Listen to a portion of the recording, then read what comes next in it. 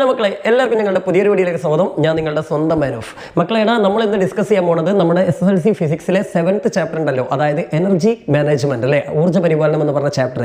ഈ ചാപ്റ്ററിന് എനിക്ക് ഏറ്റവും ഇമ്പോർട്ടൻ്റ് എന്ന് തോന്നുന്ന ചില ചോദ്യങ്ങളുമായിട്ടാണ് അല്ലെങ്കിൽ ചോദ്യങ്ങളാണ് നമ്മൾ ഡിസ്കസ് ചെയ്യുന്നത്. മക്കളെ, ഞാൻ ഇന്നലെ മിനിയാന്നൊന്നും കാര്യമായിട്ട് വീഡിയോ ചെയ്യായിരുന്നു, വേറെ ഒന്നല്ല, നല്ല തൊണ്ടവേദനയായിരുന്നു. തൊണ്ടവേദന ചെറുതായിട്ട് പനി ഇതൊക്കെ ഇങ്ങനെ സ്റ്റാർട്ടിങ് ആയിരുന്നു.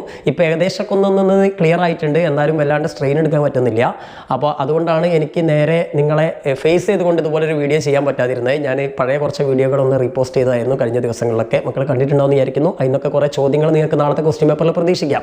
അപ്പോൾ എന്തായാലും മക്കളെ, 7ാമത്തെ ചാപ്റ്റർ കുറേ കുട്ടികൾ ചോദിച്ചിരുന്നു. എന്തായാലും ഈ ചാപ്റ്ററിൽ നിന്ന് ഒരു 3-4 മാർക്കിന് നമുക്ക് എന്തായാലും ചോദ്യങ്ങൾ പ്രതീക്ഷിക്കാം. അപ്പോൾ അത് ഇപ്പം നമ്മൾ ചെയ്യുന്ന ഈ ഒരു വീഡിയോ തന്നെ ആകുമെന്ന് എനിക്ക് ഒരു പ്രതീക്ഷയുണ്ട്. അപ്പോൾ എന്തായാലും മക്കളെ ചാപ്റ്റർ നന്നായിട്ട് വായിക്കുക, അതുപോലെ തന്നെ അതിൻ്റെ കൂടെ ഈ ക്വസ്റ്റ്യൻസും കൂടി ഒന്ന് പഠിക്കുക കേട്ടോ. പിന്നെ പ്രോബ്ലംസ് ഒക്കെ മക്കൾ എന്തായാലും പഠിക്കണം. അതേപോലെ തന്നെ നമ്മുടെ മൈക്രോഫോൺ, അതേപോലെ തന്നെ എന്താ പറയുക, ലൗഡ് സ്പീക്കർ ഇല്ലേ, മൂവിംഗ് കോയിൽ ലൗഡ് സ്പീക്കർ ഉണ്ട്. അതേപോലെ തന്നെ അതായത് ചരിക്കുഞ്ചുരുൾ മൈക്രോഫോൺ, ചരിക്കുഞ്ചുരുൾ ലൗഡ് സ്പീക്കർ അല്ലേ, മൂവിംഗ് കോയിൽ ലൗഡ് സ്പീക്കർ.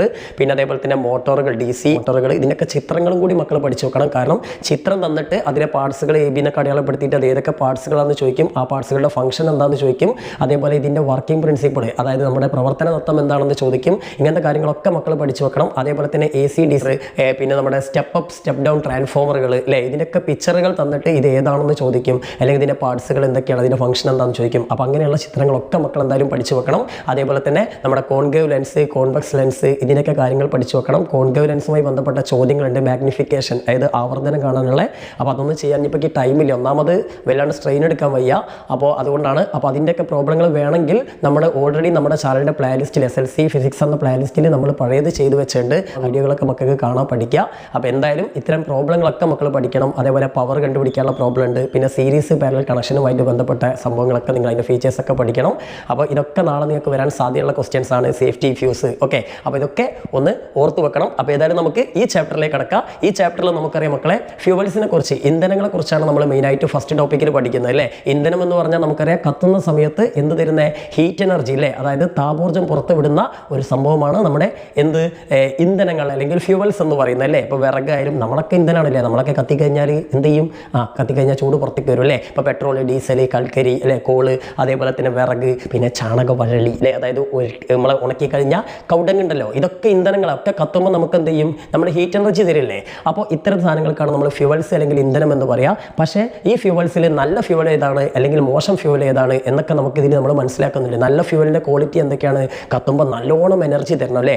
ഒരു ഇന്ധനം, 1 കിലോ വെയിറ്റുള്ള ഒരു ഇന്ധനം അല്ലെങ്കിൽ ഒരു ഫ്യൂവൽ കത്തുന്ന സമയത്ത് എന്ത് ചെയ്യുന്നത്, എത്രത്തോളം ഹീറ്റ് എനർജി പ്രൊഡ്യൂസ് ചെയ്യുന്നുണ്ടോ അല്ലെങ്കിൽ എത്രത്തോളം താപോർജ്ജം ഉൽപ്പാദിപ്പിക്കുന്നുണ്ടോ ആ അളവിനെയാണ് നമ്മൾ കലോറിഫിക് വാല്യൂ എന്ന് പറയാം. അപ്പോൾ ഈ കലോറിഫിക് വാല്യൂവിൻ്റെ അടിസ്ഥാനത്തിലാണ് നമ്മൾ, അല്ലെങ്കിൽ കലോറിക മൂല്യത്തിൻ്റെ അടിസ്ഥാനത്തിലാണ് നമ്മളൊരു ഇന്ധനത്തിൻ്റെ ക്വാളിറ്റി കണക്കാക്കുക അല്ലേ. അങ്ങനെ ക്വാളിറ്റി നോക്കുമ്പോൾ ഏറ്റവും കൂടുതൽ ക്വാളിറ്റി ഉള്ള ഇന്ധനം എന്ന് പറഞ്ഞാൽ ഹൈഡ്രജൻ ആണ് അല്ലേ. ഹൈഡ്രജൻ ഒരു ഇത്തിരി കത്തുമ്പോൾ അല്ലെങ്കിൽ നമ്മൾ ഹൈഡ്രജൻ എന്നൊക്കെ നമുക്ക് ഒരുപാട് താപം ഉൽപ്പാദിപ്പിക്കാൻ കഴിയും. പക്ഷേ നമ്മളത് വീട്ടിൽ ഉപയോഗിക്കുന്നില്ല. നമ്മുടെ ഗ്യാസ് സിലിണ്ടറിലൊക്കെ ഹൈഡ്രജൻ വെച്ചിട്ടുണ്ടെങ്കിൽ എന്തോരം ചൂട് കിട്ടില്ലേ, നമുക്ക് പെട്ടെന്ന് തന്നെ ചായയൊക്കെ ഉണ്ടാക്കാം. പക്ഷേ പെട്ടെന്ന് തന്നെ മേലോട്ടും പോവുക. കാരണം എന്താ, ഈ ഹൈഡ്രജനൊക്കെ ടാങ്കിനകത്ത് വെച്ചാൽ പെട്ടെന്ന് പൊട്ടിപ്പോകാൻ സാധ്യത, ഹൈലി എക്സ്പ്ലോസീവ്, സ്ഫോടനാത്മകമാണ് അല്ലേ. അപ്പോൾ അതുകൊണ്ട് തന്നെ അത് നമ്മൾ വീട്ടിൽ വെക്കൂല, ഭയങ്കര ഡേഞ്ചറാണ്. അത് നമ്മൾ ഈ റോക്കറ്റിലൊക്കെ ഇന്ധനമായിട്ടാണ് ഉപയോഗിക്കുന്നത് അല്ലേ. അപ്പോൾ ഇങ്ങനെയുള്ള കുറേ കാര്യങ്ങളാണ് നിങ്ങൾക്ക് ഫസ്റ്റ് പാർട്ടിൽ പഠിക്കുന്നത്. പിന്നെ നമ്മൾ ഈ ചാപ്റ്ററിൽ പഠിക്കുന്ന ബയോഗ്യാസ് എന്ന് പറഞ്ഞിട്ടുള്ള ഇന്ന് നമ്മൾ ഏറ്റവും കൂടുതൽ ഉപയോഗിക്കുന്ന ഒരു ഗ്രീൻ എനർജിയെ കുറിച്ചാണ് അല്ലേ. ഈ ഗ്രീൻ എനർജി എന്ന് പറഞ്ഞു കഴിഞ്ഞാൽ നിങ്ങൾ ഇത്ര മനസ്സിലാക്കിയാൽ മതി, പരിസ്ഥിതി സൗഹാർദ്ദപരമായിട്ട്, അതായത് നമ്മൾ അറ്റ്മോസ്ഫിയറിക് പൊല്യൂഷൻ ഒന്നും ഉണ്ടാക്കാത്ത, പെട്ടെന്ന് വീണ്ടും പെട്ടെന്ന് തന്നെ നമുക്ക് ഒരുപാട് അവൈലബിൾ ആയിട്ടുള്ള അല്ലെ, ഈസിലി അവൈലബിൾ ആയിട്ടുള്ള,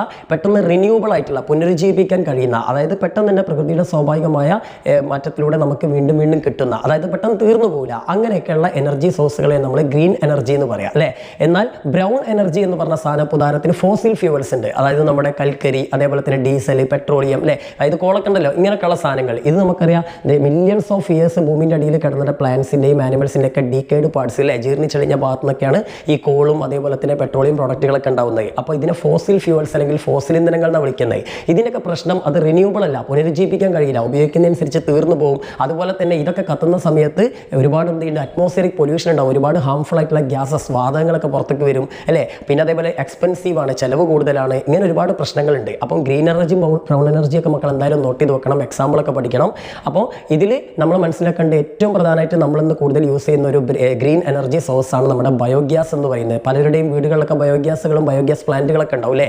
ഇതുണ്ടാക്കാൻ വളരെ എളുപ്പമാണ്. ബയോമാസ് എന്ന് പറഞ്ഞൊരു സാധനത്തിൽ നിന്നാണ് നമ്മൾ ബയോഗ്യാസ് ഉണ്ടാക്കുന്നത്. എന്താ ഈ ബയോമാസ് എന്ന് പറഞ്ഞു കഴിഞ്ഞാൽ, ബയോമാസ് എന്ന് പറഞ്ഞാൽ നമ്മുടെ ജൈവാവശിഷ്ടം അവശിഷ്ടങ്ങൾ, അതായത് പശുവിൻ്റെ ചാണകം അല്ലേ, അതേപോലെ കൗണ്ടങ്ങ് അല്ലേ, പിന്നെ അതേപോലെ തന്നെ നമ്മുടെ ഈ വീട്ടിൽ നിന്നൊക്കെയുള്ള പച്ചക്കറികളുടെയും അതേപോലെ തന്നെ മറ്റുള്ളവരുടെയൊക്കെ വേസ്റ്റുകൾ അല്ലേ, പിന്നെ ചെടികളുടെ വേസ്റ്റുകൾ, ഇങ്ങനെയുള്ള എല്ലാ സാധനങ്ങളും ബയോ വേസ്റ്റുകളാണ് അല്ലേ. അതിനാണ് നമ്മൾ ബയോമാസ് എന്ന് പറയുന്നത്. ഈ ബയോമാസ് ചുമ്മാ ഇങ്ങനെ നമ്മൾ നേരിട്ട് കത്തിച്ച് കഴിഞ്ഞാൽ, അപ്പോൾ ഉദാഹരണത്തിന് വിറക് ഒരു ബയോമാസ് ആണല്ലോ. ഈ വിറകായാലും ശരി, കൗടങ്ങായാലും ശരി, അതായത് ചാണക വരളി എന്ന് പറയില്ലേ, കൗടങ്ങ്. അപ്പോൾ ഇതൊക്കെ നമ്മൾ ഡയറക്റ്റ് ആയിട്ട് ഉണക്കിങ്ങാണ്ട് കത്തിച്ച് കഴിഞ്ഞാൽ എന്താ സംഭവിക്കുക? അത് ചെറിയ രീതിയിൽ ചെറിയ രീതിയിലുള്ള വലിയ രീതിയിൽ കാർബൺ ഡൈ ഓക്സൈഡിനെ പോലുള്ള പല ഗ്യാസുകളും പുറത്തേക്ക് വിടും. അത് ഇനി ഹാഫ് കമ്പഷൻ നടന്നു കഴിഞ്ഞാൽ, മര്യാദയ്ക്ക് കത്തിയിട്ടില്ലെങ്കിൽ, ഓക്സിജന്റെ പ്രസൻസ് വേണം കത്താനില്ലേ, മര്യാദയ്ക്ക് കത്തിയില്ലെങ്കിൽ ഹാഫ് കമ്പഷൻ അല്ലെങ്കിൽ പാർഷ്യൽ കമ്പഷൻ എന്നാ പറയുക, ഭാഗിക ജ്വലനം. അങ്ങനെ സംഭവിച്ചാൽ ഇന്ന് കാർബൺ മോണോക്സൈഡിനെ പോലുള്ള ചില മാരകമായിട്ടുള്ള ഗ്യാസുകൾ പുറത്തേക്ക് വരും. അപ്പോൾ എങ്ങനെയായാലും ഈ നമ്മുടെ ബയോമാസ് എന്ന് പറഞ്ഞിട്ടുള്ള സാധനം നമ്മൾ ഉപയോഗിക്കുകയാണെങ്കിൽ സ്വാഭാവികമായിട്ടും അത് പരിസ്ഥിതിക്ക് ഒരുപാട് പ്രശ്നങ്ങൾ ഉണ്ടാക്കും അല്ലേ. അപ്പോൾ ആ പ്രശ്നം ഒഴിവാക്കാൻ നമ്മൾ എന്ത് ചെയ്യാണ്? ബയോമാസിനെ ഒരു പ്രത്യേക രീതിയിൽ ഓക്സിജൻ ഒന്നും പ്രസൻസ് ഇല്ലാതെ നമ്മൾ പ്രത്യേക ചേമ്പറിലേക്ക് മാറ്റും. അതാണ് ബയോഗ്യാസ് പ്ലാന്റ് എന്ന് പറയുന്നത്. അങ്ങനെ ഓക്സിജൻ്റെ പ്രസൻസ് ഇല്ലാതെ ഇത് ചില ബാക്ടീരിയകളൊക്കെ വിഘടിപ്പിച്ചുകൊണ്ട് ഇത് മീഥേനൊക്കെ പോലുള്ള ചില ഗ്യാസുകൾ ഫോം ചെയ്യിക്കും അല്ലേ. അങ്ങനെയാണ് എന്ത് ചെയ്യുന്നത്? ബയോഗ്യാസ് ഉണ്ടാവുന്നത്. ആ ബയോഗ്യാസ് നമുക്ക് എന്ത് ചെയ്യാം? നല്ലൊരു ഇന്ധനമായിട്ട്, നല്ലൊരു ഫ്യൂവലായിട്ടൊക്കെ നമുക്ക് എന്ത് ചെയ്യാൻ പറ്റും? യൂസ് ചെയ്യാൻ പറ്റും. അപ്പോൾ അതിനെക്കുറിച്ച് നമുക്ക് ഇവിടെ പഠിക്കാനുണ്ട്, അതിൻ്റെ മേന്മകളെ കുറിച്ചൊക്കെ പഠിക്കാനുണ്ട്. അതൊക്കെ ചോദ്യങ്ങൾ വരുന്നതാണ്. ഇലക്ട്രിസിറ്റി, അതായത് വൈദ്യുതി ഉണ്ടാക്കുന്ന ഏത് തരത്തിലുള്ള പ്ലാന്റ് ആയിക്കോട്ടെ, അത് ഇനി ജലവൈദ്യുത നിലയം, ഹൈഡ്രോ ഇലക്ട്രിക് പ്ലാന്റ് ആയിക്കോട്ടെ, സോളാർ പ്ലാന്റ് ആയിക്കോട്ടെ, അതല്ലെങ്കിൽ വേറെ ഏതെങ്കിലും ഒരു പ്ലാന്റ് ആയിക്കോട്ടെ, ഇതിലൊരു 99% പ്ലാന്റുകളിലും ഇലക്ട്രിസിറ്റി പ്രൊഡ്യൂസ് ചെയ്യാൻ വേണ്ടിയിട്ട് നമ്മൾ യൂസ് ചെയ്യുന്ന ഒരു തത്വം എങ്ങനെ വെച്ചാൽ മെക്കാനിക്കൽ എനർജിയെ നേരെ ഇലക്ട്രിക്കൽ എനർജിയാക്കി മാറ്റുകയാണ്. അതായത് യാന്ത്രികോർജ്ജത്തെ നേരെ ഇലക്ട്രിക്കൽ എനർജി, അതായത് വൈദ്യുതോർജ്ജമാക്കി മാറ്റുക ചെയ്യുന്നത്. എങ്ങനെ ഈ യാന്ത്രികോർജ്ജം വൈദ്യുതോർജ്ജമായിട്ട് മാറുന്നത്? ജനറേറ്റർ എന്ന് പറഞ്ഞൊരു സാധനം അല്ലേ, ടർബൈൻ ഇങ്ങനെ കറങ്ങുന്നു, ടർബൈൻ കറങ്ങുമ്പോൾ ജനറേറ്റർ പ്രവർത്തിക്കും, ജനറേറ്ററാണ് പിന്നീട് ഇലക്ട്രിസിറ്റി പ്രൊഡ്യൂസ് ചെയ്യുന്നത്. ഇതല്ലേ സംഭവം? മൈക്കിൾ ഫാരഡേന്റെ പരിപാടിയൊക്കെ നിങ്ങൾ പഠിച്ചിട്ടുണ്ടാവും അല്ലേ. അപ്പോൾ ഈ ജനറേറ്ററിന്റെ ടർബൈൻ കറങ്ങുന്നതിന് വേണ്ടിയിട്ട് നമ്മൾ നല്ലൊരു പ്രഷർ, നല്ലൊരു പവർ കൊടുക്കണം. ആ പവർ കൊടുക്കാൻ വേണ്ടി പല എനർജി സോഴ്സുകൾ നമ്മൾ യൂസ് ചെയ്യുന്നുണ്ട്. ചില സ്ഥലത്ത് വെള്ളം നേരെ ടർബൈൻ്റെ മേലേക്ക് ചെന്നും അല്ലേ, അതിനാണ് നമ്മൾ ഹൈഡ്രോ ഇലക്ട്രിക് പവർ സ്റ്റേഷൻ അല്ലെങ്കിൽ ജലവൈദ്യുത നിലയം എന്ന് പറയാം. പിന്നെ അതേപോലെ തന്നെ ടൈഡൽ എനർജി സോഴ്സുകളുണ്ട്. അതായത് നമ്മുടെ വേലിയേറ്റങ്ങളും വേലിയിറക്കങ്ങളൊക്കെ ഉണ്ടാകുമ്പോൾ അവിടെ ടർബൈൻ വെച്ചിട്ട് അതിൻ്റെ ശക്തിയിൽ ടർബൈൻ കറക്കിയിട്ട് വൈദ്യുതി ഉണ്ടാക്കുന്ന പവർ സ്റ്റേഷനുകളുണ്ട്. പിന്നെ വേവ്സ്, അതായത് നമ്മുടെ തിരമാലയിൽ നിന്ന് വൈദ്യുതി ഉണ്ടാക്കുന്ന പരിപാടി ഉണ്ട്, വിൻഡിൽ നിന്ന് ഉണ്ടാക്കുന്നുണ്ട്. കാറ്റിങ്ങനെ നല്ല വീശുന്ന സ്ഥലങ്ങളിൽ കാറ്റാടി യന്ത്രങ്ങളിൽ, അതായത് നമ്മുടെ ടർബൈന് വെച്ചിട്ട് അങ്ങനെ കറക്കിക്കൊണ്ട് കറണ്ട് ഉണ്ടാക്കുന്ന പരിപാടി ഉണ്ട്. ന്യൂക്ലിയർ പവർ സ്റ്റേഷനുകളുണ്ട്. യുറേനിയം പോലുള്ള ന്യൂക്ലിയർ എനർജി സോഴ്സുകൾ ഉപയോഗിച്ചുകൊണ്ട് ഈ സ്റ്റീമിന്, അതായത് വെള്ളത്തെ ആവിയാക്കിക്കൊണ്ട് ആവി ഉപയോഗിച്ചുകൊണ്ട് എന്ത് ചെയ്യുന്നത്? സ്റ്റീം ഉപയോഗിച്ചുകൊണ്ട് ടർബൈൻ കറക്കിയിട്ട് വൈദ്യുതി ഉണ്ടാക്കുന്ന പരിപാടികളുണ്ട്. ന്യൂക്ലിയർ റിയാക്ടർ, ന്യൂക്ലിയർ പവർ സ്റ്റേഷനുകൾ, അതായത് ന്യൂക്ലിയർ ഫ്യൂഷൻ എന്ന് പറഞ്ഞ പ്രവർത്തനമാണോ നടക്കുന്നത്? ഇതിനെക്കുറിച്ചൊക്കെ നമുക്ക് അവിടെ പഠിക്കുന്നുണ്ട്. അപ്പോൾ ഇങ്ങനെയുള്ള കാര്യങ്ങളൊക്കെ മക്കൾ വായിച്ച് നോക്കണം. ഇവിടേക്കുള്ള ഇതിൽ ഓരോ പവർ പ്ലാന്റിലും നടക്കുന്ന എനർജി ട്രാൻസ്ഫോർമേഷൻ എങ്ങനെയാണെന്നൊക്കെ ചിലപ്പോൾ നിങ്ങൾക്ക് പരീക്ഷയ്ക്ക് ചോദിച്ചേക്കാം. ടെസ്റ്റിൽ കൃത്യമായിട്ട് എയറോ മാർക്കറ്റ് കൊടുത്തിട്ടുണ്ട്, ഓരോന്നും എങ്ങനെയൊക്കെ മാറുന്നത്. അതൊക്കെ മക്കൾ എന്ത് ചെയ്യുക? ഒന്ന് പഠിച്ചു വെക്കാം കേട്ടോ. ഓക്കെ, അപ്പോൾ ഞാനിവിടെ എല്ലാ ചോദ്യങ്ങളും കൊടുത്തില്ല, വളരെ കുറച്ച് ചോദ്യങ്ങളേ ഉള്ളൂ. എനിക്ക് ഏറ്റവും ഇമ്പോർട്ടൻ്റ് എന്ന് തോന്നുന്നതാണ്. അപ്പോൾ മക്കളൊന്ന് പഠിച്ചു വെക്കുക. സോ ഫസ്റ്റ് ചോദ്യം ഇതാണ്: LPG is an important fuel for household utilisation. അതായത് മലയാളം ഇവിടെ കൊടുത്തിട്ടുണ്ട്. ഈ നോട്ടുകൾ നമ്മൾ നമ്മുടെ ടെലിഗ്രാം ഗ്രൂപ്പിൽ കൊടുക്കുന്നതായിരിക്കും കേട്ടോ. അപ്പോൾ അതിൽ ജോയിൻ ചെയ്തവർക്ക് അങ്ങനെ കിട്ടും. ഇനി ജോയിൻ ചെയ്യാത്ത ആരെങ്കിലും ലിങ്ക് ഞാൻ കമൻറ്റ് ബോക്സിൽ കൊടുക്കാം കേട്ടോ. ഓക്കെ, അപ്പോൾ ഇവിടെ നമ്മുടെ ഗാർഹിക ആവശ്യത്തിന്, വീട്ടിലെ ആവശ്യത്തിന് നമ്മൾ ഉപയോഗിക്കുന്ന ഒരു പ്രധാനപ്പെട്ട ഇന്ധനമാണ് LPG. എടാ, നമ്മുടെ വീട്ടിലൊക്കെ ഗ്യാസിന്റെ കുറ്റി വരുന്നില്ലേ? ഇതാണ് സംഭവം കേട്ടോ. അപ്പോൾ അതുമായി ബന്ധപ്പെട്ടുള്ള 3 ചോദ്യങ്ങൾ തന്നത്. Write the full form of LPG. LPGയുടെ ഫുൾ നെയിം എന്താണെന്ന് ചോദിച്ചത്. അപ്പോൾ നമ്മുടെ നോട്ടിൽ വെച്ചാൽ ലിക്വിഫൈഡ് പെട്രോളിയം ഗ്യാസ് എന്നാണ്. നമുക്ക് പെട്രോളിയത്തിൽ നിന്ന് കിട്ടുന്ന മറ്റൊരു പ്രൊഡക്റ്റാണ് LPG എന്ന് പറയുന്നത്. അപ്പോൾ ലിക്വിഫൈഡ് പെട്രോളിയം ഗ്യാസ് എന്നാണ് ഇത് അറിയപ്പെടുന്നത്. ഇനി which is the main constituent of LPG എന്ന് പറഞ്ഞിട്ടുള്ള ഈ സാധനത്തിലുള്ള പ്രധാനപ്പെട്ട ഘടകം എന്താണെന്ന് ചോദിച്ചത്. അപ്പോൾ ബ്യൂട്ടൈൻ ആണ്, മാറിപ്പോകരുത്, ബ്യൂട്ടൈൻ കേട്ടോ. ഇനി അതേപോലെ വൈ ഈഥൈൽ മെർകാപ്റ്റൈൻ, ഈ പേര് മക്കൾ ഓർത്ത് വെക്കണം, മിക്കവാറും നിങ്ങൾക്ക് നാളെ ഒരു പണിയായിട്ട് വരും. Why ethyl mercaptan is added to this fuel. നമുക്കറിയാം LPG നല്ലൊരു ഇന്ധനമാണ്, പക്ഷേ ഈ ഇന്ധനത്തിനൊരു കുഴപ്പമുണ്ട്, ഇതിന് മണമില്ല, സ്മെല്ലില്ല. അപ്പോൾ സ്മെല്ലില്ലാത്തതുകൊണ്ട് തന്നെ നമ്മുടെ വീടുകളിൽ ഗ്യാസ് ചോർന്ന് കഴിഞ്ഞാൽ പിന്നെ നമ്മൾ ഏതെങ്കിലും രീതിയിൽ സ്പാർക്കോ അല്ലെങ്കിൽ നമ്മൾ എന്ത് തീയൊക്കെ ചെയ്ത് കഴിഞ്ഞാൽ അത് പൊട്ടിത്തെറിക്കാനും കത്താനൊക്കെ ചാൻസ് ഉണ്ട് അല്ലേ. അപ്പോൾ കുറച്ച് അപകടകാരിയായിട്ടുള്ള സാധനമാണ് ഈ ഗ്യാസ് സിലിണ്ടർ എന്ന് പറഞ്ഞത്. അപ്പോൾ സ്വാഭാവികമായിട്ടും നമ്മൾ എന്ത് ചെയ്യണം? ആ ഗ്യാസ് ലീക്ക് ആയിട്ടുണ്ടെങ്കിൽ നമ്മൾ അറിയണ്ടേ, അതിന് കളറും ഇല്ല, സ്മെല്ലും ഇല്ല. അപ്പോൾ പെട്ടെന്ന് അത് തിരിച്ചറിയാം, ഗ്യാസ് ലീക്ക് ആയിട്ട് തിരിച്ചറിയാൻ വേണ്ടിയിട്ട് ഈ LPGയുടെ കൂടെ, ആ ഒരു ഗ്യാസിൻ്റെ കൂടെ ഈഥൈൽ മെർകാപ്റ്റൈൻ എന്ന് പറഞ്ഞിട്ടുള്ള ഒരു എക്സ്ട്രാ ഒരു കെമിക്കൽ എന്ത് ചെയ്യും? നമ്മൾ ആഡ് ചെയ്യുന്നുണ്ട്.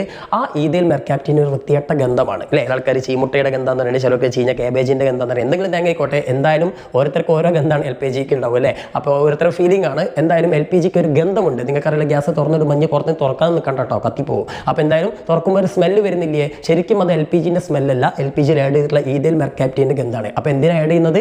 ഗ്യാസ് ലീക്ക് തിരിച്ചറിയാനാണ്, ഇതിന് ഗന്ധം കൊടുക്കാനാണ് അല്ലേ. അപ്പോൾ ഉത്തരവിടെ കൊടുത്തിട്ടുണ്ട് ethyl mercaptan is added to know the foul smell if there is any leakage ഉണ്ടാകുമ്പോൾ അതിൻ്റെ ആ ഒരു മണം നമ്മൾ അറിയാൻ വേണ്ടിയിട്ടാണ് കേട്ടോ. ഓക്കെ, ഇവിടെ കൊടുത്തിട്ടുണ്ട്. ചോർച്ച അറിയാനുള്ള മണം കിട്ടാൻ വേണ്ടിയിട്ടാണ്. ഇനി അടുത്ത ചോദ്യം ഇതാണ്, hydrogen is A fuel having high calorific value. നേരത്തെ കലോറിഫിക് വാല്യൂ എന്താണെന്ന് ഞാൻ നേരത്തെ സൂചിപ്പിച്ചു. 1 കിലോഗ്രാം എന്ത് ചെയ്യുന്ന ഇന്ധനം കത്തുമ്പോൾ എത്ര ഹീറ്റ് പുറത്തുവിടുന്നു, എത്ര താപം പുറത്തുവിടുന്നോ അതിനെയാണ് നമ്മൾ കലോറിഫിക് വാല്യൂ എന്ന് പറയുന്നത്. സോ ഇന്ധനങ്ങളിൽ തന്നെ ഏറ്റവും കൂടുതൽ കലോറിഫിക് വാല്യൂ, കത്തുന്ന സമയത്ത് ഏറ്റവും കൂടുതൽ ഹീറ്റ് പ്രൊഡ്യൂസ് ചെയ്യുന്ന ഒരു ഇന്ധനമാണ് ഹൈഡ്രജൻ അല്ലേ. അപ്പോൾ അതിനെ ബേസ് ചെയ്തിട്ട് 2 ചോദ്യമുണ്ട്. Write any situation in which hydrogen is used as a fuel. അപ്പോൾ ഹൈഡ്രജൻ നമ്മുടെ വീടുകളിലൊന്നും ഉപയോഗിക്കുന്നില്ല എന്ന് ഞാൻ പറഞ്ഞു, കാരണം ഇത് പൊട്ടിത്തെറിക്കാനൊക്കെ സാധ്യത, അതിൻ്റെ എക്സ്പ്ലോസീവ് ആണ് അല്ലേ. പക്ഷേ ഇത് ഇന്ധനമായിട്ട് ഉപയോഗിക്കുന്ന ഒരു സ്ഥലമുണ്ട്. അത് എവിടെയാണെന്നാണ് ചോദിച്ചത്. എവിടെയാ? റോക്കറ്റുകളാണ്. ഞാൻ പറഞ്ഞു നല്ല റോക്കറ്റുകളൊക്കെ നല്ല ഇന്ധനം വേണം, നല്ല ഭം എന്ന് പറഞ്ഞിട്ട് പോവുള്ളൂ അല്ലേ. പിന്നെ എന്തുകൊണ്ടാണ് ഇത് വീട്ടിൽ ഉപയോഗിക്കാത്തതെന്ന് ചോദിച്ചാൽ, വീട്ടിന് ഗാർഹിക ഇന്ധനമായിട്ട് ഉപയോഗിക്കാത്തതെന്നാണ് ചോദിച്ചത്. അപ്പോൾ ഞാൻ പറഞ്ഞു ഇതെന്താ, it is highly inflammable and explosive അല്ലേ. അതായത് ഗാർഹിക ഇന്ധനമായിട്ട് ഹൈഡ്രജൻ ഉപയോഗിച്ച് കഴിഞ്ഞാൽ സ്വാഭാവികമായിട്ടും അത് തീ പിടിക്കുന്നതിനും സ്ഫോടക സ്വഭാവമുള്ളതുമാണ്. അതുകൊണ്ടാണ് നമ്മൾ ഉപയോഗിക്കാത്തത്, ഡേഞ്ചറാണ് അല്ലേ. ഇനി in large cities now CNG is used in vehicles instead of petrol and diesel. അതായത് ഇന്നിപ്പോൾ നമ്മുടെ ഈ പെട്രോളിനും ഡീസലും ഫോസിൽ ഫ്യൂവൽസിന് പകരം നമ്മൾ CNG കംപ്രസ്ഡ് നാച്ചുറൽ ഗ്യാസ് എന്ന് പറയും. ഇങ്ങനെ ഒരു സംഭവമാണ് നമ്മളിന്ന് യൂസ് ചെയ്യുന്നത്. അപ്പോൾ എന്തിനുകൊണ്ടാണ് അങ്ങനെ ഉപയോഗിക്കുന്നത് എന്നുള്ളൊരു ചോദ്യമാണ്. What is mean by CNG എന്താണെന്നുള്ളൊരു ചോദ്യമാണ് നിങ്ങളോട് ആദ്യം ചോദിച്ചത്. കംപ്രസ്ഡ് നാച്ചുറൽ ഗ്യാസ് അല്ലേ. സോ അതിന് ഉത്തരപ്പെടുന്നത് കംപ്രസ്ഡ് നാച്ചുറൽ ഗ്യാസ്, അതായത് CNG is made from natural gas that come from with petroleum. അപ്പോൾ ഈ ഗ്യാസിൻ്റെ പ്രത്യേകത എന്തുകൊണ്ടാണ് ഇത് നമ്മളിങ്ങനെ ഉപയോഗിക്കുന്നത് കൂടുതൽ ഡൽഹിയൊക്കെ പോലുള്ള സിറ്റികളൊക്കെ പോയാൽ ഒരുപാട് ബസ്സുകളൊക്കെ CNGയിൽ ഓടുന്നത് നിങ്ങൾക്ക് കാണാം. അതിൻ്റെ കാരണം എന്താ? ഒന്ന് അറ്റ്മോസ്ഫിയറിക് പൊല്യൂഷൻ കുറവാണ്, അന്തരീക്ഷ മലിനീകരണം കുറവാണ്. കാരണം ഈ പെട്രോളും ഡീസലും ഒക്കെ ഉപയോഗിക്കുന്ന സമയത്ത് ഒരുപാട് മലിനീകരണം ഉണ്ടാവുന്നുണ്ട്, ചിലവ് കൂടുതലാണ്. എന്നാൽ CNG ചിലവ് കുറവാണ്, പിന്നെ ഫ്യൂവൽ എഫിഷ്യൻസി കൂടുതലാണ്, പെട്രോളിനേക്കാൾ കൂടുതൽ ഹീറ്റൊക്കെ എനർജി നമുക്ക് തരുന്നുണ്ട്. പിന്നെ ഈസി ടു ട്രാൻസ്പോർട്ട്, അത് അങ്ങോട്ടും ഇങ്ങോട്ടൊക്കെ ട്രാൻസ്പോർട്ട് ചെയ്യാനും എളുപ്പമാണ്. പെട്രോളിയത്തിനൊക്കെ കഥ നിങ്ങൾക്കറിയാം, വലിയ ടാങ്കറുകളൊക്കെ ആയിട്ട് ഇങ്ങനെ ഭയങ്കര ബുദ്ധിമുട്ടാണ് അത് അങ്ങോട്ട് ട്രാൻസ്പോർട്ട് ചെയ്യുന്നത്. അതിനേക്കാളൊക്കെ ഈസിയാണ് ഈ CNG എന്ന് പറഞ്ഞിട്ടുള്ള സാധനം. ഓക്കെ, അപ്പോൾ ഈ കാരണം കൊണ്ടൊക്കെയാണ്, കൊണ്ട് നടക്കാനൊക്കെ എളുപ്പം കൊണ്ടൊക്കെയാണ് നമ്മൾ CNG എന്ന് കൂടുതൽ ഉപയോഗിക്കുന്നത് കേട്ടോ. ഇനി ഭാവിയിൽ ഒരുവിധം എല്ലാ സ്ഥലങ്ങളിലും എല്ലാ വാഹനങ്ങളിലേക്കും CNG എത്തും. ഇനി അടുത്ത് for the complete combustion of air oxygen is needed. നന്നായിട്ട് കത്താൻ, ഒരു ഇന്ധനം നന്നായിട്ട് കത്തണമെങ്കിൽ നമുക്ക് തീർച്ചയായിട്ടും ഓക്സിജൻ വേണം, അല്ലെങ്കിൽ എയർ വേണം. എയറിൽ എന്തായാലും ഓക്സിജൻ ഉണ്ടാവുമല്ലോ അല്ലേ. So what is mean by partial combustion? എന്നാൽ ചിലപ്പോഴൊക്കെ നമുക്കറിയാം, ചില കടലാസൊക്കെ നമ്മൾ ചുരുട്ടി വെക്കുന്ന സമയത്തോ അല്ലെങ്കിൽ വിറകൊക്കെ ചിലപ്പോൾ നനഞ്ഞു കഴിഞ്ഞാലോ പച്ചവിറകൊക്കെ ഉണ്ടെങ്കിൽ അത് ഫുള്ളായിട്ട് കത്തൂല അല്ലേ. അപ്പോൾ എന്താണ് ഈ പാർഷ്യൽ കമ്പഷൻ എന്നാണ് ചോദിച്ചത്. അപ്പോൾ ഓക്സിജൻ്റെ അഭാവത്തിൽ ഒരു ഇന്ധനം കംപ്ലീറ്റ് ആയിട്ട് കത്താതിരിക്കുന്നതിനാണ് നമ്മൾ പാർഷ്യൽ കമ്പഷൻ അല്ലെങ്കിൽ ഭാഗികമായ ജ്വലനം എന്ന് പറയുന്നത്. അങ്ങനെ കത്താതിരിക്കുന്ന സമയത്ത് കാർബൺ മോണോക്സൈഡിനൊക്കെ പോലുള്ള കുറച്ച് ഡേഞ്ചർ സാധനം, നീരാവി, സ്റ്റീം, ഇങ്ങനെയൊക്കെയുള്ള സാധനങ്ങൾ നമുക്ക് എന്തെങ്കിലും പുറത്ത് വരും, കരി, സൂട്ട്, ഇങ്ങനെയൊക്കെയുള്ള സാധനങ്ങൾ പുറത്തേക്ക് വരും. അപ്പോൾ അടുത്ത ചോദ്യം ഇതാണ്, write the name of 2 products during combustion. അപ്പോൾ ഇങ്ങനെ ഹാഫ് കമ്പഷൻ ഉണ്ടാകുന്ന സമയത്ത് പുറത്ത് വരുന്ന ഏതെങ്കിലും 2 പ്രൊഡക്റ്റുകളുടെ പേരാണ് നിങ്ങളോട് ചോദിച്ചത്. അപ്പോൾ carbon monoxide, carbon dioxide, steam, നീരാവി, ഇങ്ങനെയൊക്കെയുള്ള ഏതെങ്കിലും 2 പഠിക്കുക. ഓക്കെ, ഇനി അതുകൊണ്ടുള്ള പ്രശ്നങ്ങൾ ഇവിടെ ചോദിക്കുന്നത്, write the disadvantages of partial combustion. ഒരു ഇന്ധനം പകുതി മാത്രം, ഇപ്പോൾ ഒരു വിറക് നിങ്ങൾ സങ്കല്പിച്ചാൽ മതി, ഒരു വിറക് നമ്മൾ കത്തിക്കാൻ ഉപയോഗിച്ചിട്ട് ആ വിറക് പകുതി മാത്രം കത്തിപ്പോയാൽ എന്തായിരിക്കും? വലിയ നഷ്ടമാണ് അല്ലേ, ഇന്ധന നഷ്ടമാണ്. അതേപോലെ തന്നെ എന്താണ്, നമ്മൾ ആഗ്രഹിച്ചിട്ടുള്ള എനർജി കിട്ടില്ല, ഹീറ്റ് കിട്ടില്ല. അപ്പോൾ ഉദാഹരണത്തിന് പെട്രോൾ, നമ്മളൊരു വാഹനത്തിൽ പെട്രോൾ യൂസ് ചെയ്യാണ്, ആ പെട്രോൾ കംപ്ലീറ്റ് ആയിട്ട് ജ്വലനം ചെയ്തിട്ടില്ലെങ്കിൽ എന്താ വയ്ക്കുക? പൊല്യൂഷൻ എന്തായാലും ഉണ്ടാവും. കാരണം ആ വാഹനത്തിൻ്റെ പുകയിലൂടെ പിന്നെ കാർബൺ മോണോക്സൈഡ് പോലുള്ള ഡേഞ്ചർ ആയിട്ടുള്ള പുകകൾ പുറത്തേക്ക് വരും. അതിനാണ് പുകയൊക്കെ പരിശോധിക്കുന്നത് അല്ലേ, വാഹനങ്ങളുടെ പുകയൊക്കെ പരിശോധിക്കുന്നത്. വാഹനങ്ങളിൽ ഇങ്ങനെ ഭാഗികമായിട്ടാണ് ജ്വലനം നടക്കുന്നത്, അതിനെന്തെങ്കിലും കെമിക്കൽ ആഡ് ആയിട്ടുണ്ടോ എന്നൊക്കെ പരിശോധിക്കാനാണ് നമ്മൾ ഇന്ന് വാഹനങ്ങളുടെ പുകയൊക്കെ പരിശോധിക്കുന്നത് അല്ലേ. അപ്പോൾ എന്തായാലും ഇവിടെ ഇന്ധനം പൂർണ്ണമായിട്ട് കത്താഞ്ഞാൽ അങ്ങനെയുള്ള ഡേഞ്ചർ ആയിട്ടുള്ള കെമിക്കൽസ് അല്ലെങ്കിൽ ഈ പറഞ്ഞ കാർബൺ മോണോക്സൈഡ് പോലുള്ള ഗ്യാസസ് ഉണ്ടാവാൻ സാധ്യതയുണ്ട്, അറ്റ്മോസ്ഫിയറിക് പൊല്യൂഷൻ ഉണ്ടാവും. അതുപോലെ തന്നെ നമുക്ക് ഇന്ധന നഷ്ടം ഉണ്ടാവില്ല, ഇന്ധനം കൂടുതലായിട്ട് ഉപയോഗിക്കാൻ, ഫുള്ളായിട്ട് ഉപയോഗിക്കാൻ കഴിയില്ലല്ലോ. അപ്പോൾ ഇങ്ങനെയുള്ള ഒരുപാട്, പിന്നെ വേണ്ടത്ര ഹീറ്റ് എനർജി കിട്ടില്ല. അപ്പോൾ അതൊക്കെയാണ് ഇവിടെ പറയുന്നത് അല്ലോ. എന്താണ് ഫ്യൂവൽ ലോസ്, പൊല്യൂഷന്, ടൈം ലോസ്, ലെസ് ഹീറ്റ് അല്ലേ. ചിലപ്പോൾ നിങ്ങൾ കണ്ടില്ലേ, വീട്ടിൽ അടുപ്പിലൊക്കെ കത്തിക്കുന്ന സമയത്ത് പച്ച വിറകൊക്കെ ആണെങ്കിൽ അമ്മമാരിങ്ങനെ ഹൂ എന്ന് പറഞ്ഞ് ഊതിക്കുത്തിരിക്കണത്. കാരണം ഇത് കത്തൂല, എങ്ങനെയായാലും കത്തൂല അല്ലേ. നേരെ മറിച്ച് നല്ല ഉണങ്ങിയ വിറക്, നല്ല കത്താൻ പാകത്തിലാണെങ്കിൽ ഈസി ആയിട്ട് കത്തും, ഈസി ആയിട്ട് ചൂടും കിട്ടും അല്ലേ, ചായയൊക്കെ വേഗം കിട്ടും. ദെൻ അടുത്ത് നോക്ക്, substances related to coal are given below, tabulate them into 2. അതായത് നമ്മുടെ ഈ കോൾ ഉണ്ടല്ലോ, കൽക്കരി ഒരു ഫോസിൽ ഫ്യൂൽ ആണ് അല്ലേ, ഒരു ബ്രൗൺ എനർജി സോഴ്സ് ആണ്. അപ്പോൾ ഈ കോളുമായി ബന്ധപ്പെട്ടുള്ള ചില കാര്യങ്ങൾ നിങ്ങൾക്ക് താഴെ തന്നിട്ടുണ്ട്. അപ്പോൾ അല്ലെങ്കിൽ ചില കോളുമായി ബന്ധപ്പെട്ടുള്ള ചില പദാർത്ഥങ്ങൾ, അപ്പോൾ അതിനെ നമുക്ക് 2 ആയിട്ട് തരംതിരിക്കാനാണ് പറഞ്ഞത്. എങ്ങനെയൊക്കെ? Forms of call. ഒന്ന് കൽക്കരിയുടെ വിവിധ രൂപങ്ങൾ. കൽക്കരി അല്ലെങ്കിൽ കോള് ഭൂമിക്കടിയിൽ 4 രീതിയിലാണ് കാണപ്പെടുന്നത്. അത് ഏതൊക്കെയായിട്ട് തരംതിരിക്കണം. അതേപോലെ തന്നെ ഈ കൽക്കരി അല്ലെങ്കിൽ കോളെന്ന് നമ്മൾ ഡെസ്റ്റിലേഷൻ ചെയ്തിട്ട്, അതായത് സ്വേദനം എന്ന് പറയും, ആ സ്വേദനം ചെയ്തിട്ട് കോളും നമ്മൾ വേറെ ചില പ്രൊഡക്റ്റുകൾ വേർതിരിച്ചെടുക്കുന്നുണ്ട്. അത് ഏതൊക്കെയാണെന്നും അങ്ങനെ 2 ആയിട്ട് നമ്മളോട് പട്ടികപ്പെടുത്താനാണ് പറഞ്ഞത്. സോ നമുക്ക് നോക്കാം. കോൾട്ടാർ എന്ന് പറഞ്ഞാൽ കൽക്കരിയിൽ നമ്മൾ എന്ത് ചെയ്യുന്നു, അംശിക സേചനത്തിലൂടെ അല്ലെങ്കിൽ ഈ പറഞ്ഞിട്ടുള്ള ഡിസ്റ്റിലേഷനിലൂടെ നമ്മൾ ഈ കോളിൽ നിന്ന് നമ്മൾ പുറത്തേക്ക് എടുക്കുന്ന ഒരു പ്രൊഡക്റ്റാണ് കോൾട്ടാർ. എന്നാൽ കോക്കും അതേപോലെ തന്നെ ഒരു പ്രൊഡക്റ്റാണ്. പിന്നെ അതേപോലെ അമോണിയ അതുപോലെ തന്നെ പ്രൊഡക്റ്റാണ്, കൽക്കരിയിൽ നിന്ന് ഉണ്ടാക്കുന്ന പ്രൊഡക്റ്റാണ് അമോണിയ. പിന്നെ കോൾ ഗ്യാസും ഇതുപോലെ ഉണ്ടാക്കുന്ന ഒരു പ്രൊഡക്റ്റാണ്. പീറ്റ്, അതേപോലെ തന്നെ ലിഗ്നൈറ്റ്, ആന്ത്രാസൈറ്റ്, ഇതൊക്കെ കോളിൻ്റെ വിവിധ രൂപങ്ങളാണ്. അതിൽ തന്നെ ഏറ്റവും പെർഫെക്റ്റ് ആയിട്ടുള്ള കൽക്കരിയുടെ നല്ല ക്വാളിറ്റിയുള്ള കൽക്കരിയുടെ ഭാഗമാണ് ഒരു വകഭേദമാണ് നമ്മുടെ ആന്ത്രാസൈറ്റ് കേട്ടോ. ഏറ്റവും ക്വാളിറ്റിയുള്ള കോൾ എന്ന് വെച്ചാൽ ആന്ത്രാസൈറ്റ് ആണെന്ന് മനസ്സിലാക്കുക കേട്ടോ. ഇപ്പോൾ ഏറ്റവും ക്വാളിറ്റി കുറഞ്ഞത് പീറ്റാണ്. അപ്പം അത് ഇവിടെ ഞാൻ സെപ്പറേറ്റ് ചെയ്തിട്ടുണ്ട് ഓരോ രൂപങ്ങൾ, വിവിധ രൂപങ്ങൾ: പീറ്റ്, ലിഗ്നൈറ്റ്, ബിറ്റുമിനസ്, ആന്ത്രാസൈറ്റ്. കൽക്കരിയിൽ നിന്ന് ഉണ്ടാക്കുന്ന ഉൽപ്പന്നങ്ങൾ അമോണിയ, കോൾ ഗ്യാസ്, കോൾട്ടാറൊക്കെ ഓർത്ത് വെക്കുക കേട്ടോ. ഇനി what are the qualities of good fuel? ഒരു നല്ല ഫ്യൂവലിൻ്റെ ക്വാളിറ്റി എന്താണ്? ഞാൻ നേരത്തെ പറഞ്ഞു, കത്തുമ്പോൾ കുറേ എനർജി കിട്ടണ്ടേ, അതിനാണ് കലോറിഫിക് വാല്യൂ എന്ന് പറയുന്നത് അല്ലേ. അപ്പോൾ മോർ അവൈലബിലിറ്റി, ഈസിലി അവൈലബിൾ ആയിരിക്കണം. പിന്നെ ലെസ്, അതായത് ലഭ്യമായിരിക്കണം. പിന്നെ ലെസ് എക്കണോമിക്, വളരെ വില കുറഞ്ഞതായിരിക്കണം, ചിലവ് കുറഞ്ഞതായിരിക്കണം. പിന്നെ അറ്റ്മോസ്ഫിയറിക് പൊല്യൂഷൻ കുറഞ്ഞതായിരിക്കണം. പിന്നെ ഹൈ കലോറിഫിക് വാല്യൂ, കത്തുമ്പോൾ നല്ല എനർജി കിട്ടുന്ന കലോറിക മൂല്യം കൂടിയതായിരിക്കണം അല്ലേ. അപ്പോൾ അതൊക്കെ പഠിച്ചു വെക്കുക. ഇനി ഞാൻ നേരത്തെ പറഞ്ഞ ടോപ്പിക് എന്നാണ് write an example for biomass അല്ലേ. ബയോമാസ് എന്നതിന് എക്സാമ്പിൾ, നമ്മളൊരു വിറകൊക്കെ ബയോമാസ് ആണല്ലോ. അപ്പോൾ കൊടുക്കുന്നത് ഫയർവുഡ്, വിറക്, പിന്നെ കൗഡൻ കേക്ക്, അതായത് ചാണകവരളി എന്ന് പറഞ്ഞാൽ ചാണകം ഉണക്കി ഉരുട്ടിയത് അല്ലേ, നല്ല കേക്ക് പോലെ ആക്കുമല്ലോ. ഇതിനടുത്ത് കോക്കനറ്റ് ഷെല്ല്, അതായത് നമ്മുടെ ചിരട്ട അല്ലേ. പിന്നെ അപ്പോൾ ഇതൊക്കെ ബയോമാസുകളാണ്, നമ്മൾ ഇന്ധനങ്ങളായിട്ട് ഉപയോഗിക്കുന്ന സാധനങ്ങളാണ്. എന്നാൽ what are the problems of biomass as a fuel? ഈ സാധനങ്ങളൊക്കെ നമ്മൾ പണ്ട് മുതലേ വീടുകളിൽ ഭക്ഷണം ഉണ്ടാക്കാനൊക്കെ ഇന്ധനമായിട്ട് ഉപയോഗിക്കുന്ന സാധനങ്ങളാണ്. പക്ഷേ ഇത് ഫ്യൂവലായിട്ട് ഇന്ന് നമ്മൾ കാര്യമായിട്ട് ഉപയോഗിക്കുന്നില്ല. അതെന്തുകൊണ്ടാണ്? അതുകൊണ്ടുള്ള പ്രശ്നങ്ങൾ എന്തൊക്കെയാണെന്ന് വെച്ചാൽ, ബയോമാസ് ഫ്യൂവലായിട്ട് ഉപയോഗിച്ചാലുള്ള പ്രശ്നങ്ങൾ എന്തൊക്കെയാണ്? ഒന്നെന്താ, സ്മോക്ക്, ഒരുപാട് പുക വരും. പണ്ടത്തെ വീടുകളൊക്കെ കണ്ടില്ല, ഭയങ്കര കട്ട പുകയായിരിക്കില്ല ചായയും ഭക്ഷണമൊക്കെ ഉണ്ടാക്കുമ്പോൾ. പിന്നെ സ്മെല്ല്, ഇതൊക്കെ ഈ ചാണകവരലേക്ക് കത്തുന്ന സമയത്ത് ഒരു ഭയങ്കര ദുർഗന്ധം ഉണ്ടാവും അല്ലേ. അപ്പോൾ പണ്ടത്തെ ആൾക്കാരൊക്കെ എത്ര കഷ്ടപ്പാടുകൾ സഹിച്ചിരുന്നു നോക്ക്. പിന്നെ പോയ്സണസ് ഗ്യാസസ്, ഭയങ്കര ഡേഞ്ചറാണ് അല്ലേ. അതാണ് നമുക്ക് പല അസുഖങ്ങളും വരും ഇത്തരത്തിലുള്ള ബയോമാസുകൾ നമ്മൾ കത്തിക്കുന്ന സമയത്ത്. അപ്പോൾ അതുകൊണ്ടാണ് നമ്മൾ ബയോമാസിനെ നമ്മൾ ബയോഗ്യാസ് ആയിട്ട് കൺവേർട്ട് ചെയ്യുന്നത് അല്ലേ, ഈ പ്രശ്നങ്ങൾ ഒഴിവാക്കാനാണ്. അപ്പോൾ അത് മനസ്സിലാക്കുക. ജൈവാവശിഷ്ടങ്ങളിൽ നിന്ന് ഉണ്ടാക്കുന്ന സാധനങ്ങളാണ് ഈ ബയോമാസ് എന്ന് മനസ്സിലാക്കുക. ജൈവാവശിഷ്ടങ്ങൾ തന്നെയാണ് ഇതിന് പറയാം. ഇനി അടുത്തത്, converting biomass into biogas is a beneficial and for agriculture reducing atmospheric pollution. അതായത് നമുക്കറിയാം, ബയോമാസിനെ നമുക്ക് ബയോഗ്യാസ് ആയിട്ട് കൺവേർട്ട് ചെയ്യാൻ കഴിയും. അങ്ങനെ കൺവേർട്ട് ചെയ്ത് കഴിഞ്ഞാൽ നമുക്ക് എന്തൊക്കെ ഉപകാരമുണ്ട്? ഒന്ന്, കൃഷിക്ക് വേണ്ടി ഉപയോഗിക്കാം, അഗ്രികൾച്ചർ പർപ്പസിന് വേണ്ടിയിട്ട് അതിനെ ഉപയോഗപ്പെടുത്താം. അതേപോലെ തന്നെ അറ്റ്മോസ്ഫിയറിക് പൊല്യൂഷൻ കുറയ്ക്കാനും കഴിയും. അതെങ്ങനെയാണെന്നാണ് ചോദിച്ചത്. അപ്പോൾ ഞാനിവിടെ ഡീറ്റെയിൽ ആയിട്ട് കൊടുത്തിട്ടുണ്ട്. സംഭവം സിമ്പിളാണ്. ഈ ബയോമാസിന് ഒരുപാട് പ്രശ്നങ്ങളുണ്ട് നമ്മൾ പറഞ്ഞു. എന്താ പ്രശ്നം? മെയിൻ പ്രശ്നം എന്താണ്? അതുകൊണ്ട് നമുക്ക് വേണ്ടത്ര ഹീറ്റ് കിട്ടില്ല, ഒരുപാട് അറ്റ്മോസ്ഫിയറിക് പൊല്യൂഷൻ ഉണ്ടാക്കും അല്ലേ. ഇതിൽ ഒരുപാട് ഗ്യാസുകൾ, ഡേഞ്ചർ ആയിട്ടുള്ള ഗ്യാസുകളൊക്കെ പുറത്ത് വരില്ലേ. അപ്പോൾ ഈ ബയോമാസിനെ ബയോഗ്യാസ് ആക്കി മാറ്റി കഴിഞ്ഞാലുള്ള ഗുണം എന്താണ്?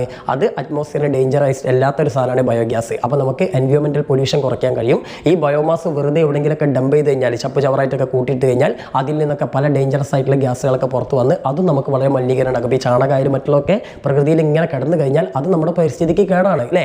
അത് മറ്റുള്ള എന്തായാലും എന്ത് സാധനം ജീർണിച്ച് കഴിഞ്ഞാലും. എന്നാൽ അത്തരത്തിലുള്ള വേസ്റ്റുകളൊക്കെ, ഫുഡ് വേസ്റ്റുകളും മറ്റുള്ളതൊക്കെ നമ്മൾ ബയോഗ്യാസ് ആക്കിയിട്ട് മാറ്റുകയാണെങ്കിൽ നമുക്ക് അത്രയും പൊല്യൂഷൻ കുറയ്ക്കാനും വേസ്റ്റേജ് കുറയ്ക്കാനും കഴിയില്ലേ.